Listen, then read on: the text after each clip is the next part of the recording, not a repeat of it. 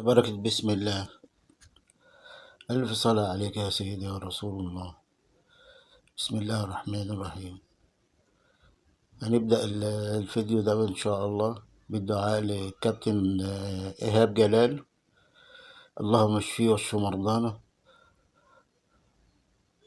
ويرجعوا الأهل بالسلامة إن شاء الله، هو كل مريض يا رب. اللهم اشف مرضانا يا رب وارحم موتانا. النهاردة الحلقة بعنوان صاحب الفتنة. صاحب الفتنة ده بني آدم أنا معرفش هو متساب ليه، اتسبب في موت واستشهاد 74 شاب. 74 شاب. النهاردة الحكومة بيتحقق في حادثة الله يرحمه أحمد رفعت بسبب بس اللي عملوه نفسيا وحش أو بعض الإجراءات اللي حصلت. ما بالك بقى اللي تسبب في الفتنة في موت 74 شاب.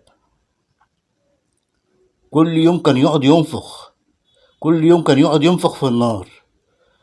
كان الأهلي لما يتغلب في النهائي من الترجي أو الوداد يقوم جايب بتوع الإسماعيلية هم بيفرقوا رز بلبن وبيقعدوا يرقصوا، وغيره وغيره وغيره وغيره. كل يوم ينفخ، كل يوم ينفخ. وجاب حكاية البالة وبص يقولوا ايه ده يصح وده ما يصحش، لغاية لما راحوا اللي حصل بقى دخلوها في اخوان، في اهمال، في امن، في كذا في كذا، بس المتسبب واحد. ومع ذلك محدش بعت له ولا قال له انت قلت ايه ولا عملت ايه، ولا حد حاسبه. وصدقنا اللي ربنا كرمنا وبعد عن الاعلام خالص، وبقى لما بيطلع في برامج ضيف بيبقى محددينه، بيقدرش يطلع لفظ من كده ولا لفظ من كده. فانا بتساءل بس ده بتساب ازاي طول الفترة دي ومحدش كلمه ولا حد قال له انت عملت كده ليه ولا عملت ازاي، وقاعد في وسطينا وايه ودوت.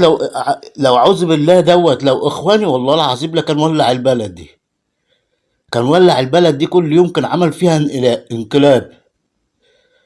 مع ذلك اللي محدش حاسبه ولا قال له انت ازاي تعمل كده وازاي تقول كده وازاي تطلع الفيديوهات دي. فرجع على الفيديوهات بتاعته، طلع الفيديوهات بتاعته كان بيعمل ايه. ومع ذلك جايين في قناة بتعاقد معاه. انا عن نفسي شلت القناة من عندي، لان انا ما بحبش اشوف البني ادم ده. احنا مش بنقطع عيش حد ولا بنأذي حد في لقمة عيشه، بس ده حرام يظهر ويشعل فتنة من تاني. حرام يظهر ويشعل فتنة من تاني. اللهم بلغت، اللهم فاشل. السلام عليكم ورحمة الله.